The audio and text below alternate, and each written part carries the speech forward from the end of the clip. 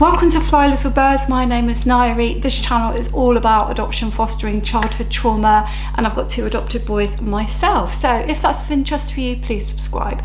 Today we're going to have a look at how you're going to prepare, explain any siblings that there might be in the house when you're going to adopt or foster. So you're going to be bringing a new child into the home. How are you going to prepare either your birth children or other foster children in the home? So the first thing that you need to say to them is you need to explain to them why this child is coming to you.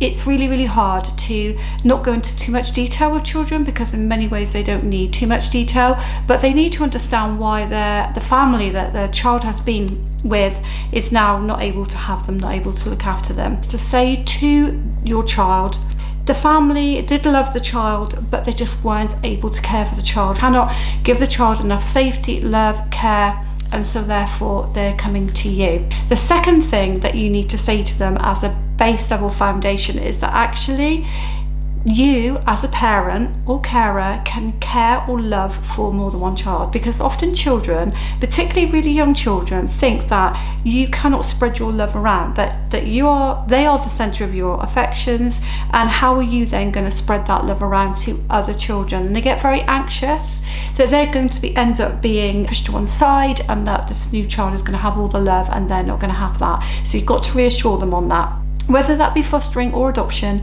you need to reassure them on that. So the next thing to explain is, shall we call this number 3, is to kind of give a picture to the child that the child coming in will have learnt different ways of doing things, routines, boundaries, places to go, things to do. So try to explain to your child that their family situation and what they've experienced will be different from what they have experienced in your home, and so that the child will need a time to adjust and get used to those things. And try to explain to your child that actually that might be very difficult for the child. They may not understand when tea time is going to happen, what things we're going to have for tea, or what we do at bedtime, and try to give a picture to the child that actually is going to be quite challenging for the new child to come in. It's going to be really essential that you also recognize that your child is going to need their time and their space, and so also their equipment, toys, resources. So what you can do is say to your child that if they really don't want anything played with or touched, or they don't want someone accessing a particular space, then that's okay. And perhaps it's a good idea to suggest that any toys that they want to keep to themselves remain in their rooms. If you're going to be a foster carer, you're going to definitely need a separate room anyway, and actually that's generally the case for adopters as well, unless we're talking siblings. So there is going to be a separate bedroom for the adopted or foster child to come into. So you can say to your child or the other foster children in the home, you keep what you want separate from the new child coming in. You keep that in your room, do not bring it downstairs. But if you're happy for the new child to play with stuff, then you can bring it downstairs. And we've had so many issues around this where actually in our case our adopted sons allowing our grandchildren to play with things that they don't really want our grandchildren to play with. And the answer has always been to my sons, do not bring it downstairs if you do not want it to be played with. It's anybody's access if you bring it downstairs. So that's one way of getting around that. So I strongly suggest that to help your own children or foster children to settle into a new child coming to the home is that you do have a special time that you and your partner or husband or wife or however it is arranged, you have a special time for your existing children, and that the new child coming in does not get all of the attention. Now, to be fair, new children that come into a new placement do need front-loaded attention. It's obvious they're going to struggle to settle to start with, but if you can earmark a time, probably toward bedtime, when there's going to be a good half an hour to an hour just with your existing child or children, then I think you need to get that in place to begin with. Have some discussions with anybody else in the house. And on top of that, number 6 is you can actually help your new child coming in by having the children with you, make them feel special when they come in. And so basically you will call them the special helper, and they can have a list of things to do in a book which are part of routines or things that you do in the home, and that your child, if they're old enough, if they're very small they're not going to be able to do this, but if they're old enough, they can get involved with you. So say, for example, you do have a baby coming in that has nappy changing to be done, bathing to be done.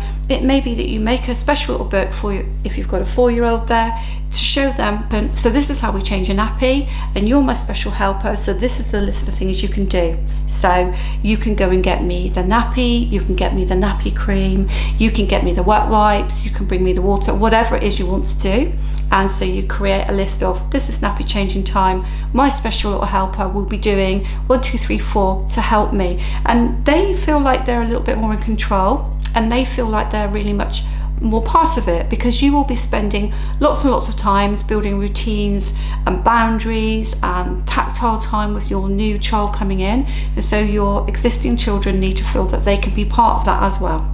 So that was number 6. Now we're on to number 7. Incredibly important, probably the most important thing that I can say to you is to communicate to your child or foster children in the home that they don't go to bed if they're worried about anything. So if they've got anything on their mind, on their hearts, they need to share it with you. They don't go to bed without sharing any troubles that they have, because months can go by when you have a new placement and you fail to realise that your biological children or foster children are struggling with something in the home. It could be just literally struggling because everything is so much busier, chaotic, nothing's the same as it was before, and just generally struggling. But actually there might be some more profound struggles.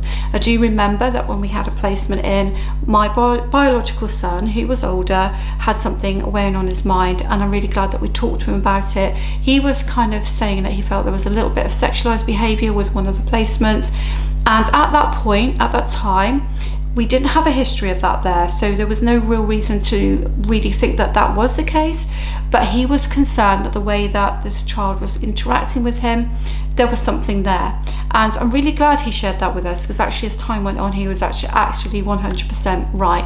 And sometimes biological children or foster children can be pushed away because we don't value what they have to say, we don't hear what they have to say.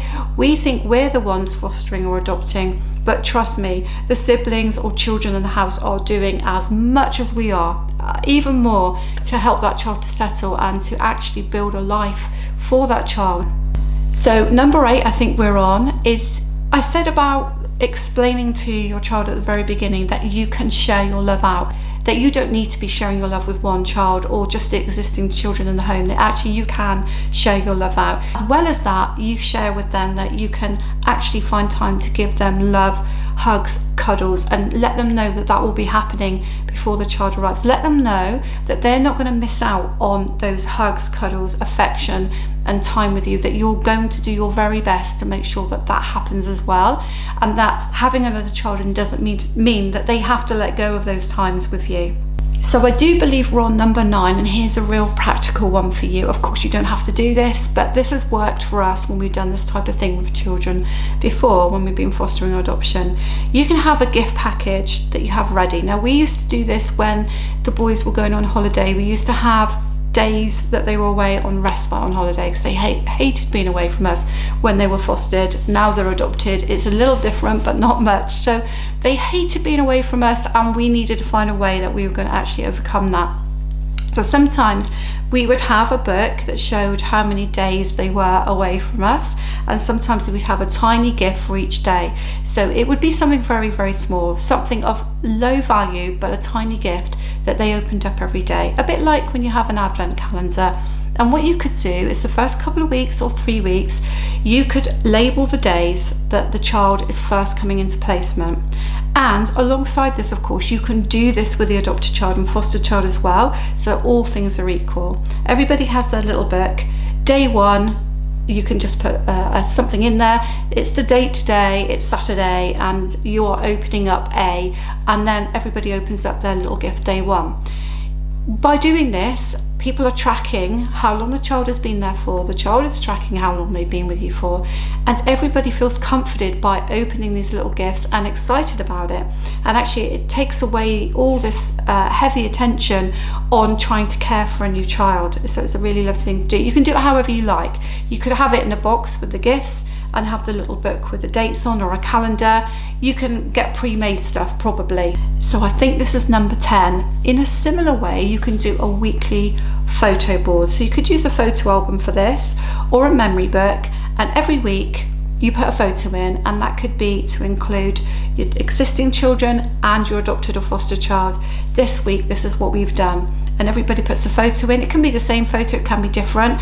And you will find that people will get into this. The children that are already in the house will get into it. It's a fun memory keeping experience for all the children concerned. And actually, when you look back, if you're a foster carer and you know the child is likely to move on, then you're actually building up a memory bank for stuff that you will possibly pass on to another foster carer or an adopter. So it's actually a win-win for you guys. Number 11, an attachment toy. I speak about attachment toys a lot on my channel, so check out, I'll leave a video at the end for you to see. By the way, give me a thumbs up if you're enjoying this. Subscribe if you haven't already, if you think this type of content is useful to you. Attachment toys are stuff that kind of represent the person that the child would normally attach to, but they can take the toy around with them. So I always recommend that you do that for fostered or adopted children anyway when they first come into the home. But why not give an attachment toy to the siblings that are in the house?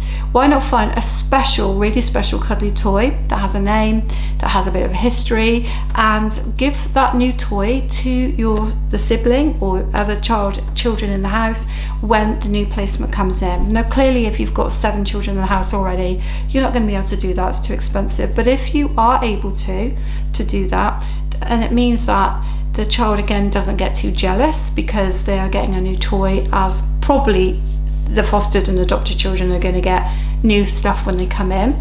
And a bit like I said to you, opening up a gift every day, you could actually have a box of stuff that's new for your existing children.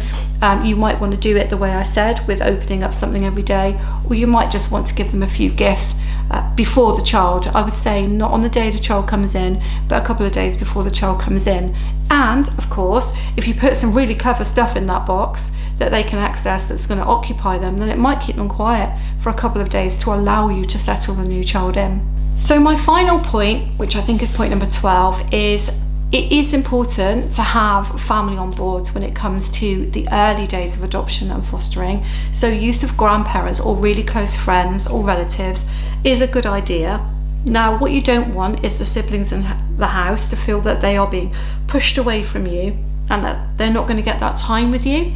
So you don't want to go too far. But the odd day here and there where they're out of the house and they don't have the pressure of trying to get on with the child, trying to nurture the child, getting involved with what you're doing, time for you as well to know that you're spending it with your newly adopted child or your newly fostered child is also really good. So go easy with it, don't push your children away too much, but once a week for a few hours or a day even might be really helpful. So it's really good to get that in place before it all happens, because when things happen, when a new placement happens, whether it's fostering or adoption, it's pretty hectic.